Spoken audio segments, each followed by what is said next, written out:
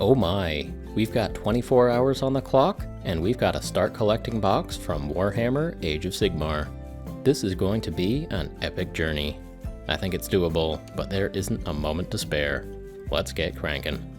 What we've got here is the new Chaos Slaves to Darkness box. There are 16 brand new minis in this set. 10 Chaos Warriors, 5 Chaos Knights, and a Chaos Lord on a big armored lizard thing, the Karkadrak. Wow, I was expecting that name to be dumb, but once I sounded it out, yeah, that's pretty cool. Karkadrak. So this video, in addition to being a fun and silly challenge, is my marathon for the Extra Life charity. Extra Life is kinda like a 24-hour walkathon, but with games instead of walking in a circle. I'm gonna spend 24 hours straight building and painting Warhammer models. As of this moment, I've donated to the charity, but I still need to do that marathon from last November. Well, better late than never, I suppose. Perhaps this coming year, I'll actually participate on the correct day. We'll see. To pull this off, we've got to stay focused. We've got to have a plan. And indeed, I do have a plan. Mostly. We've got a budget time for assembly and priming and painting and basing and all that good stuff. My plan for the bases involves a bit of green stuff and milliput. So I'm doing these steps first to give them plenty of time to cure before painting. First up, I stuck magnets to the bottom of the bases. That's just a little luxury for me. I find that magnetic bases make the models easier to hold and paint and store. So let's stick those magnets on now. I also decided that I wanted this force to be standing on cobblestones. This is to change things up a bit from the typical sandy wasteland bases. These Chaos Warriors just busted down the gates of a city, and they've come to party. I sculpted some bases with milliput, and some with green stuff. First, I mashed the putty onto the base, and then I pressed the surface flat with an actual rock. This gives the base that natural rocky texture the old-fashioned way. Next up, I used a bit of plastic card to cut rows of stones. Then I used a hobby knife to finish sculpting the brickwork. Finally, I used the knife to add a few pits and scars to the bricks. I've experimented with this brick recipe a bit, but I've never used it for a Warhammer army before. We'll see how it ends up looking. I really like the idea of the Chaos Warriors storming a city. My Chaos lads are gonna be modeled here in a moment of victory. Well, if you're watching the clock, you might be a little nervous that I'm spending too much time on the bases. Me too. I was willing to spend a bit of extra time to try something a bit different, but yeah, this is really eating up a bunch of time. Faster, Brent, faster. I was working with the last bit of green stuff that I had on hand, and also the last bit of milliput that I had around. Both of those supplies were getting a bit old and crusty, but I was able to use them both up. Between the two, I had just about a perfect amount of material for the bases. I figured out that I much prefer milliput for making this brickwork veneer. Something that I hadn't considered is how firm green stuff can be, and how much hand strength it can take to knead it, push it into place, and sculpt it. The stubborn consistency of green stuff really slowed me down and tired my hands out more than I bargained for. In comparison, the milliput was pretty easy to work with. Luckily, both of them cure to be very solid and durable base toppers. No sand is going to be falling off of these models. Okay, let's stay focused here. We've got magnets on the bottom of the bases, and we've got cobblestones on the top. While those cure, we've got 16 minis to assemble. Let's get to it. I put together the big boy on the big lizard first. Chaos Lord on Karkadrak. All of these models are new, and I hadn't worked with any of these sculpts before. I noticed on the box though that the big lizard is standing on a rock. Other than that rock, it's a really cool model. Still, my preference is for models to be base agnostic. Since the lizard is sculpted as standing on a rock, I need to make sure that a rock makes sense as part of my base. It looks like there's gonna be rubble on the streets of the city.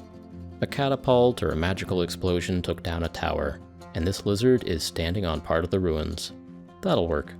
Still, I need to sculpt the fallen chunk of tower into the cobblestone base. So that's why I built the big Karkadrak model first. Now, this is my second time doing the 24-hour start collecting box charity challenge thing. The first time I did this, I used the old Greenskins box. I didn't quite finish that day, but I came pretty close. I think I learned some stuff from that first go-round, and I think we can do even better this time. Now, like I said, this 24-hour start collecting Warhammer box challenge thing takes a bit of strategy. It's a thinking man's game, or a thinking woman's game, but I'm a man with a big day ahead of him. Let's game this out here. Not all Warhammer start collecting boxes are created equal. Those greenskin models from last time were older minis from Warhammer Fantasy Battles. They were repackaged and sold for Age of Sigmar for a few years, but now those orcs are out of print and they've essentially been cut from Age of Sigmar. The age of the sculpts is actually relevant. Those old models had tons of mold lines that took a long time to clean up. So we won't have to deal with that this time. Let's also think about the number of models in each start collecting box. That old orc box had 8 boars, a chariot, 6 boar riders, and 14 infantry models. So about 28 models. This chaos box has 10 infantry, 5 horses, 1 lizard, and 6 riders. So 22 models-ish. For this challenge, I'm painting fewer models and newer models. I've also gotten a little better at filming since last time. I worked out some of the practical and technical glitches. Last time, I was completely exhausted by the end of the day, drained down to nothing. I got a pretty good day's work in that time, but I think I can do better this time around. This time around, I was able to start in a proper rested state. I had meals and energy drinks in the refrigerator. I know what colors I want to use. I've got everything spread out close to hand here. And here's one more advantage. The first time I did this challenge, hundreds of thousands of people watched the video. I had not been expecting that. Now, it's very possible that a decent number of people might watch this video too.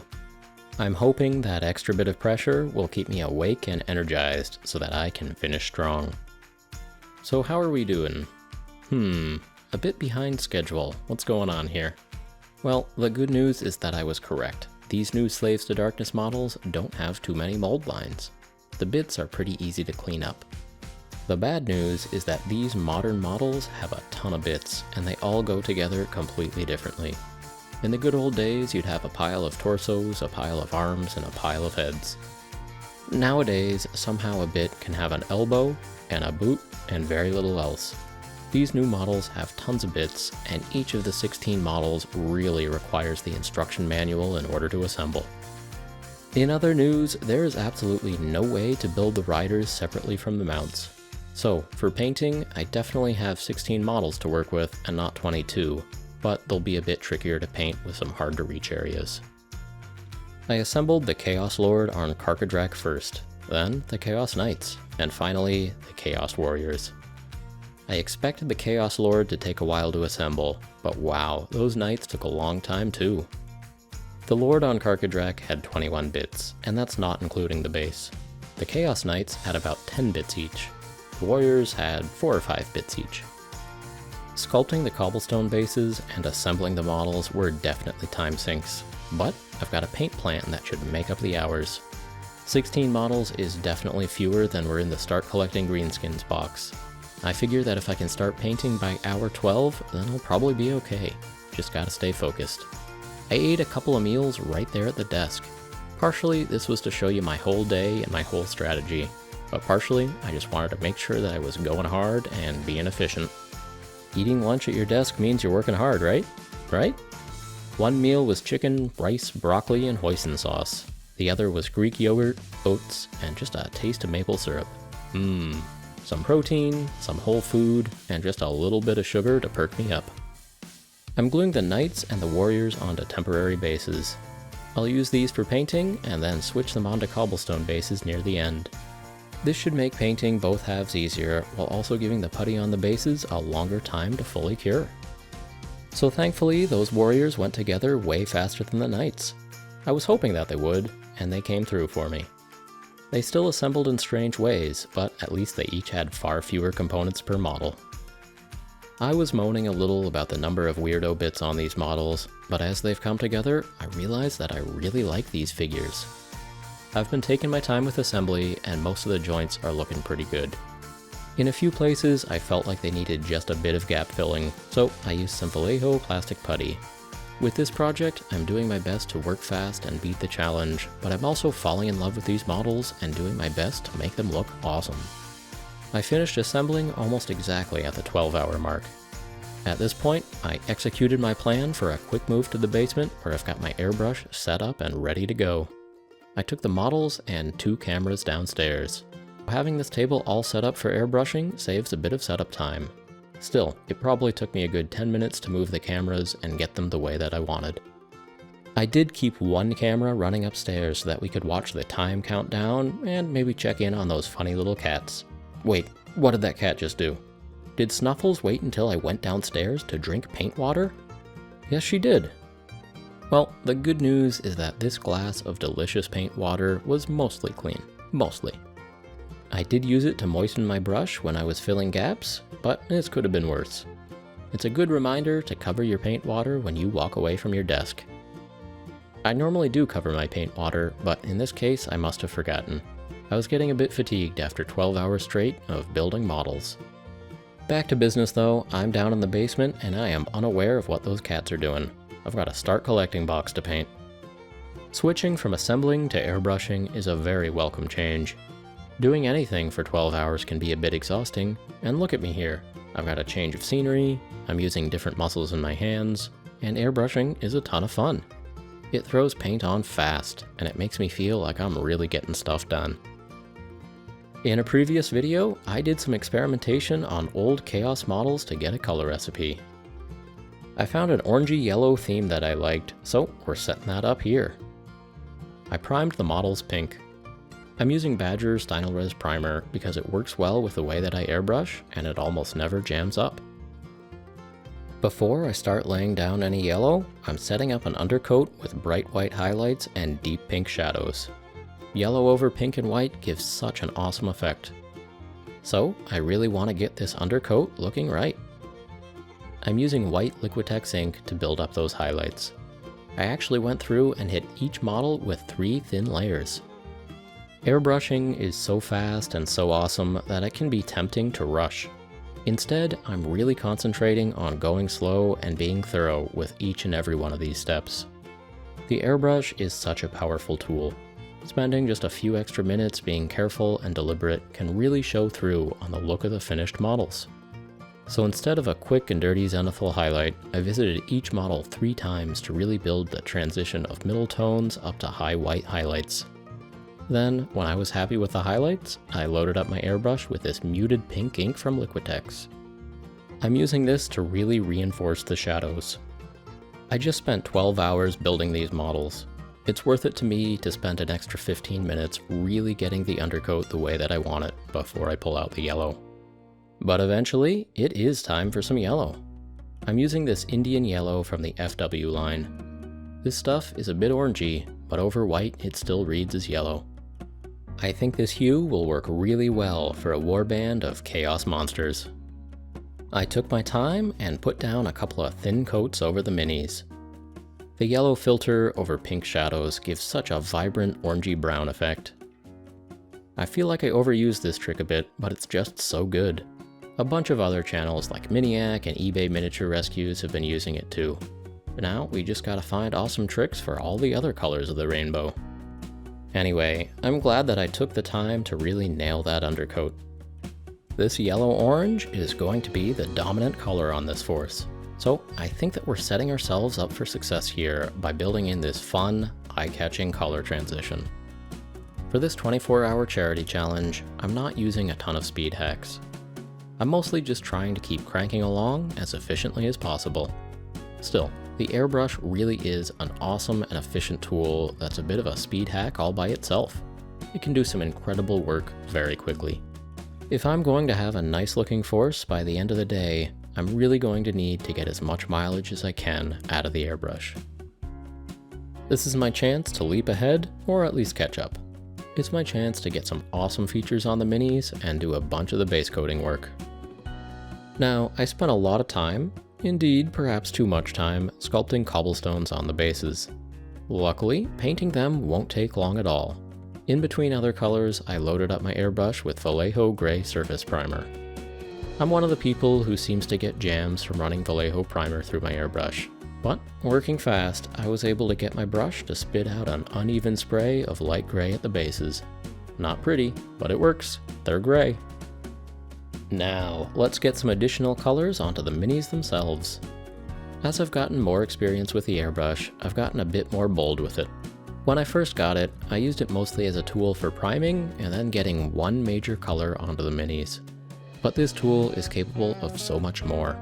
Next level painting and eBay miniature rescues always inspire me with their courage in airbrushing. They use this tool to get a ton of different colors onto tiny minis. I've just gotta be brave and put on as many colors as I can. Well, here I am being brave and getting black onto the cloaks. I do have a piece of tinfoil that I'm using to shield the yellow in some places, but mostly I'm just aiming carefully and pulling the trigger.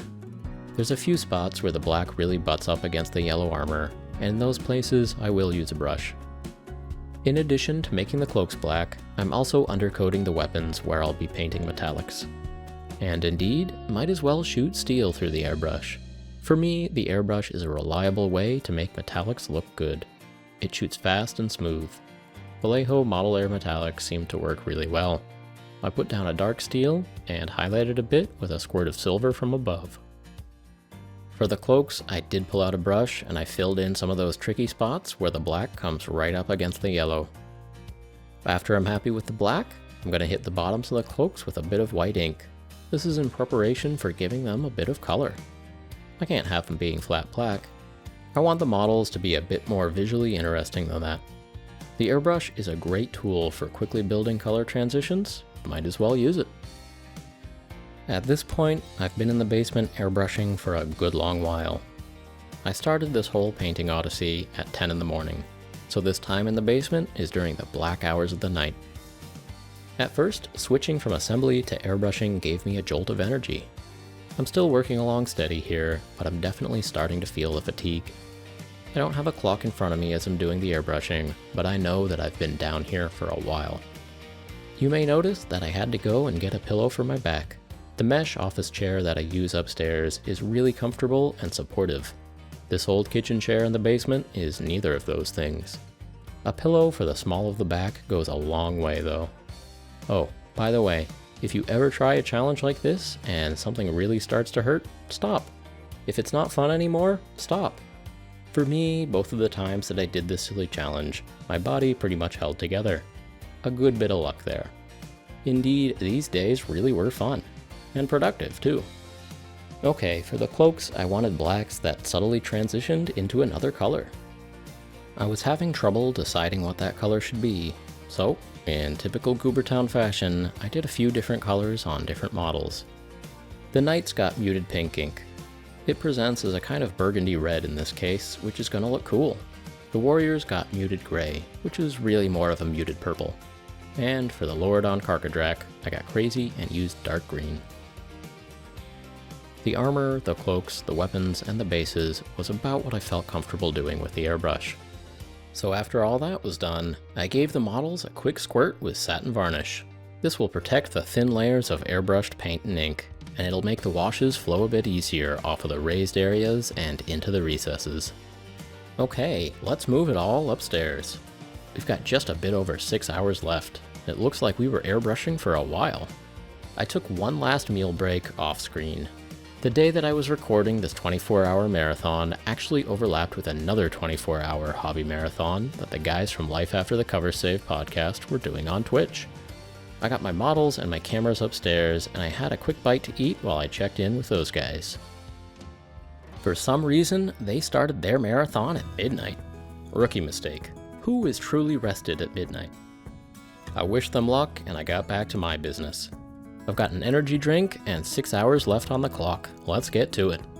In a recent video from Squidmar Miniatures, Emil's friend Lucas was able to paint a whole start collecting box for Age of Sigmar Flesh Eaters cords in just about 7 hours. So maybe this is doable. Then again, the models that you're painting really make a difference. These models have a ton of awesome detail, and I need to be careful with that yellow armor. So we'll see. If I go hard with brush painting for the next 6 hours, I'll at least be happy that I tried my hardest. I decided that I was going to knock out as many big color blocks as possible. The Carcadrak got contrast paint for its red scale armor, and then a khaki green underbelly. Next, I started working with grays and browns on cloth and leather. Biggest areas first. From the Carcadrak, I moved on to boots and horns and cloth and chainmail and straps. For the furs around the necks, I used a bit of brown contrast paint over the yellow, which I think gave a nice effect. Mostly though, I'm just painting big solid blocks of colors using high opacity paints. Physically and emotionally, I'm holding up remarkably well at this point. Thanks for asking. The sun is up by now. We're behind some nice thick blackout curtains so we don't have to worry about sunlight messing with these time-lapse shots. But even so, sunrise is always a bit of a pick-me-up. Lots of action movies end near dawn. The sun coming up is invigorating. In the show 24, Kiefer Sutherland always does his best work between dawn and 10 a.m. That's basically what we're doing here. The last time I did this 24-hour challenge, somebody in the comments said, "Wow, you must have a really good chair." That's actually a very good point. I'm feeling way better than I should right now, and probably that's because I have a comfy chair. Ideally, you really shouldn't sit for 24 hours straight, but if you do, get yourself a good chair. It'll help a ton. As time is ticking down, it's clear that I won't finish this paint job before the buzzer. By this point, I've made a deal with myself. I'm going to finish out this day as well as I can, and then we'll go into overtime. By the end of the 24 hours, these models may not be completely done, but by the end of the video, I promise they are gonna be awesome. Even as we acknowledge our limitations, let's make the absolute best of the time we have left to us here. Always something worth reflecting on.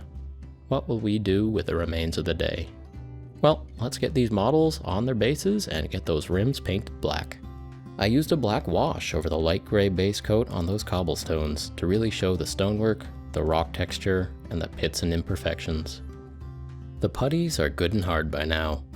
I'm not in love with the sculpting that I did, but I think it's decent. The surface of the bases really is solid and durable and will be great for gaming pieces. No sand has fallen off of these guys.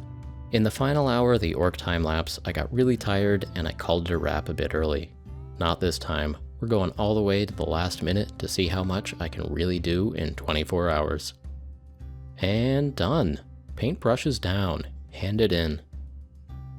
I walked away from the painting table, checked in with the Life After the Cover Save marathon real quick, and then went to sleep for a good long while. Then it was time to wake up and look at the force with fresh eyes. How did we do here? Well, they're assembled and based, and they definitely meet the 3-color minimum rule for tournaments. If I were to take these guys to a game, there would be no doubt about what they were or whose they were. They're not done, but I'm really proud of the amount of work I was able to crank out during this marathon.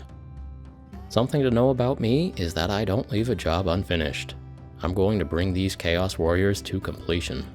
Nobody is going to walk away from this video unsatisfied. I don't care how long it takes. I'm going to finish off all these guys, all these horses, and the Carcadrak. This is going to be fun. We're jumping into overtime here. We're beyond the rules of the 24-hour marathon now. We are off the rails. My new goal is to finish these minis to a point where I like them, and I'd be proud to show them off at a game. My normal mode of painting is to go for a few hours at night and just enjoy moving paint around. In case it wasn't clear, I don't actually recommend that people hobby for 24 hours straight. This overtime segment is going to be much closer to how I actually like to paint my minis. The timer is counting up. We've got as long as it takes for me to be satisfied with this crew and ready to move on to whatever my next project is. I really don't know how long it will take to finish these models. Some of us know roughly how many sittings it takes to paint a model or a unit, but who actually times it? This could be pretty interesting. The cameras and the clock are all set up. I've got my supplies out, and I've got a couple of cats here to supervise things. So how much more enjoyment can I get out of these models? Well, here's another question. How long can I make thoughtful and uplifting conversation? Welcome to Goobertown Hobbies. My name is Brent. Today, we are painting 8-pointed stars. The more time I spend with these models, the more I love them. They have such a great aesthetic and so many cool details. Well, one of the details on Chaos Warriors is 8-pointed stars all over everything. I've decided to make all the trim on this armor a dark steel color. I'm starting by painting a black undercoat over all these bits, and then using a bit of thinned down gunmetal from Army Painter. I probably could have done this without painting black first, but the black undercoat under metal is a nice best practice to follow. During the 24-hour marathon, I painted the chainmail bits on these models black, but I didn't even start on all the steel trim on the armor plates. I knew that it would take way more time than I had, and indeed, it is taking quite a while. This detail work also benefits from rested eyes and rested hands, and really it wouldn't have been that fun to do at the end of the 24-hour binge anyway. Now though, it's not so bad, it just takes a while. All of those 8-pointed chaos stars adjoin the airbrushed yellow armor, so I'm really being careful and deliberate to get crisp, clean lines. The overtime clock is on because I think it's interesting, but I'm in no real rush here. Now, I briefly considered doing a 12-hour overtime or a 24-hour overtime, but nah, it takes as long as it takes. No more, no less. At this point, it's just about having some relaxing evenings and making some models that I can really be proud of. The fact that the cameras are on does keep me from spending too much time on my phone or whatnot, but it's also a surprisingly low-stress way to paint and film. If you do see me sneak a bit of phone time, I'm either starting a new podcast episode, or I'm checking in on the Goobertown Patreon Discord server. For the most part, the cameras are catching me putting in good solid work though. They aren't capturing all my little mistakes during painting, they're just capturing the slower things, like how these models are getting better and better as the hours pass. Now, cats can be quite lazy, so they tend to show up in the time-lapse shots as well, and it's pretty cute. Behind me on the shelf there, I have a pillow and a cardboard box. These are a very important part of my hobby setup. Most animals enjoy spending time near their person. If you don't give them a comfy place to sit, then they'll find an inconvenient place for them to be. That pillow and that box behind me is high strategy. Snuffles loves that pillow and it keeps her out of the way. Gordon really likes his box, but sometimes Gordon prefers my lap instead. That's okay, we paint to relax and de-stress. Gordon is allowed to sit in my lap. Sometimes he gets a bit too interested in the paintbrush and he tries to grab it, but hey, it's the little things that make life worth living. I've got my models and paints and I've got these cats. The other thing that rounds out my hobby sessions is podcasts. Although I make YouTube videos, I actually spend more time listening to podcasts than I do watching YouTube. It's hard for me to split my attention between painting and watching a screen, but I can certainly listen to stuff while I work. I like audiobooks and music too, but during this particular project, I cranked through a lot of podcasts. Of course, we've got Life After the Cover Save, LATCS Comedy Gaming Podcast, and then there's the 20-Sided Realms podcast. The 20-Sided Realms is a crude and absolutely hilarious D&D campaign with some of my favorite characters stumbling around in the Underdark. The 20-Sided Realms podcast, it's called. And then we've got the independent characters, the ICs, with their long-form chats and their love of 40k. And let's not forget Lords and Heroes with their love of Age of Sigmar and Blitz Bowl.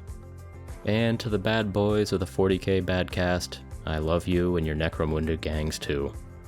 And you know me, I'm a bit more hobby-focused, so I love a bit of painting talk with Dan on the Paint All the Minis podcast. Dan had Duncan Rhodes on recently, and they had a really great talk.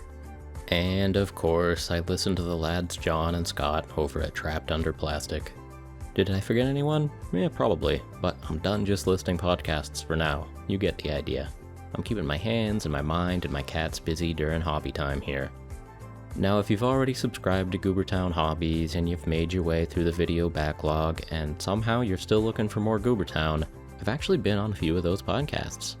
Life After the Cover Save, Paint All the Minis, and Trapped Under Plastic all have interviews with me, your host, Goobertown Brent. Perhaps you're looking for an audiobook recommendation instead.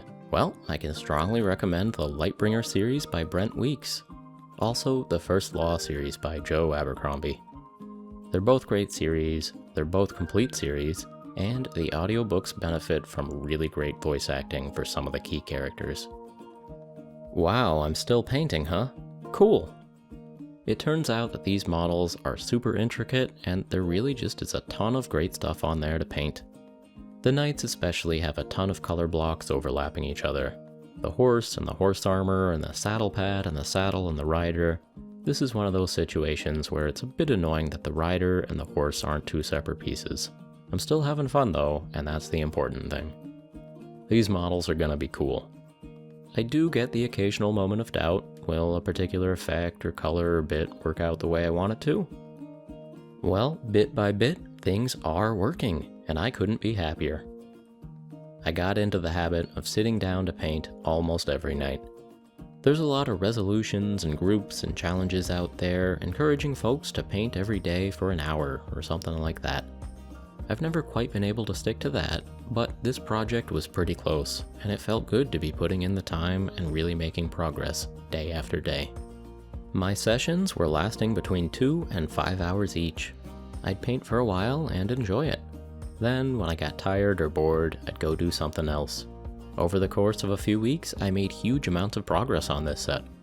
Weeks is probably the preferred timescale for working on a start collecting box.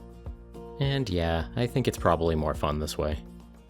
A lot of this painting was pretty straightforward, but even when base coating, I'm experimenting and learning. In this case, I was spending time with Reaper paints. Some folks in the comments of other videos had recommended them to me, and I really do like them. They're pre-thinned and maybe slightly runny for my taste in certain applications, but they flow and cover great. I also love the way that they're sold in triads. It makes the choice of what to use for highlighting and shading nice and straightforward. I ended up using a wine color for a lot of the random bits of cloth, and I also used their bone colors for a lot of these models. Something else I was testing out are some different multi-pack brushes that I got recently. Personally, I lean more towards cheap brushes than expensive brushes, at least until the day I start to really take care of my tools. I know that Sam Lenz has a particular make and size of brush that he buys in packs of 50. I'd absolutely love to find a favorite or two like that for myself. So I bought a couple of mega packs of brushes on Amazon. $15 for 50 brushes. Is it too good to be true? Well, I'm still testing that out. I've got to put in the hours before I give you a thumbs up or a thumbs down on this question. Someday I'll have to spend some real time with expensive brushes too. The point is, even when I'm doing straightforward base coating, I'm trying to make sure that I'm always experimenting with new things and learning something useful. So during the 24-hour marathon and then during the first several sessions of overtime work, I was treating the whole start collecting box as one big batch paint. Eventually, I realized that the batches should be smaller.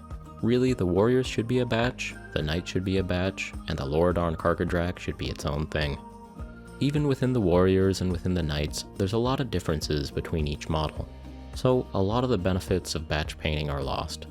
I found myself spending a fair bit of time hunting on each model for patches of cloth or chainmail or straps or what have you. These new Slaves to Darkness models really are phenomenal.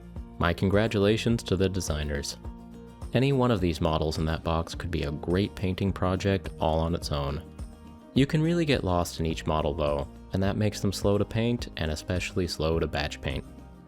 As constructive criticism to the designers, stop making my basing decisions for me. Give me an option to not have the Carcadrak on a big rock. Give me the option to not have dirt and skulls next to my horse's feet.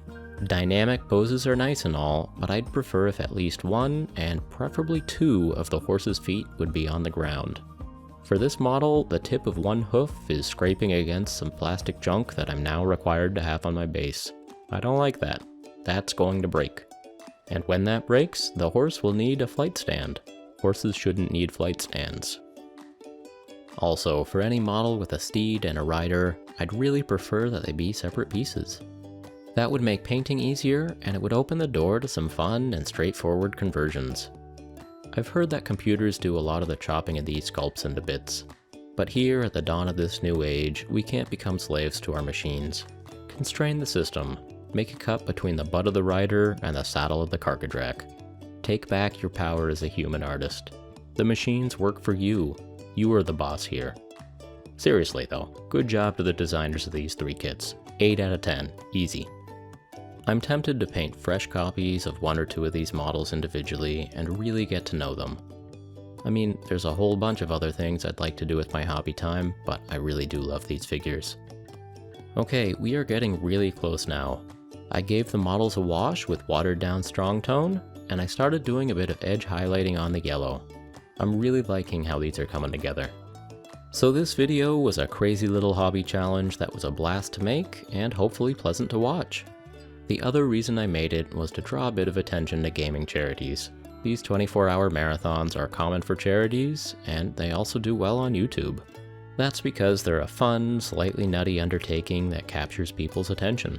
There's no reason why doing something good and worthwhile can't be enjoyable. I continue to be pleasantly surprised at how many gaming charities are out there. Extra Life runs these events and takes donations to benefit Children's Miracle Network. The Nova Open Charitable Foundation holds raffles for awesome painted minis. I haven't won a raffle yet, but it's still exciting to play. My friendly local game store is involved in a whole bunch of charitable endeavors, and yours might be too. You should ask. If they're not already, maybe it would just take a little nudge for them to participate in something. The Independent Characters podcast is great at keeping me aware of some of the gaming-oriented charities that are going on. A year or so back, Carl was collecting donations of minis for folks who lost absolutely everything in the California wildfires. Now, if you've lost your house, your army of Space Marines isn't the worst of your problems. But hey, a little human kindness can go a really long way, especially when things are grim. Even if a particular charity isn't exactly changing the world, it can still make a real difference to someone. Getting in tune with our compassion and our empathy is a good thing all on its own.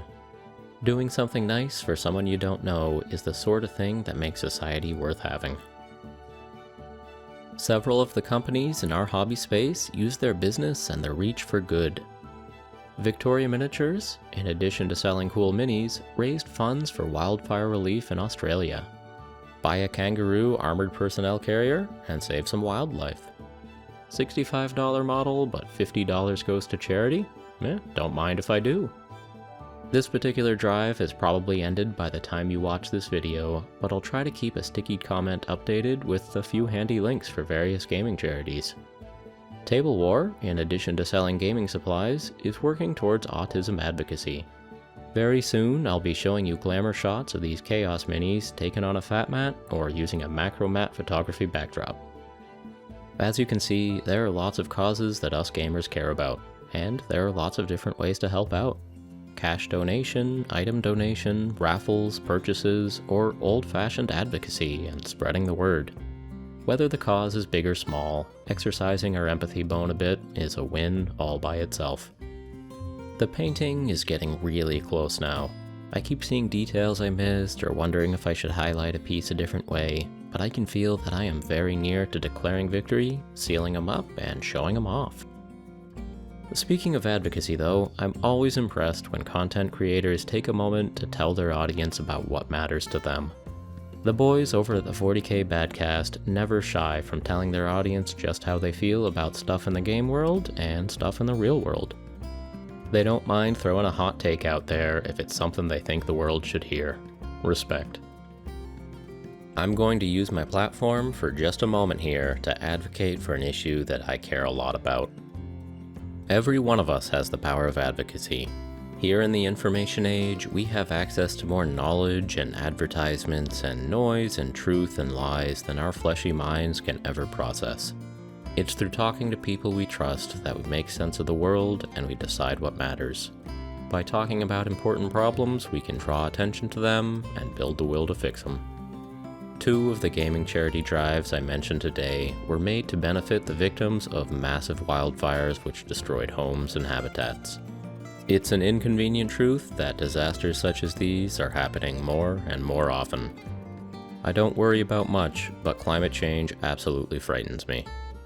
The way humans have industrialized has changed the radiation balance of Earth, leading to rising temperatures, more extreme storms and wildfires, and the threat of massive coastal flooding. Climate disasters aren't somewhere over the horizon. They're here now, and they're only going to get worse.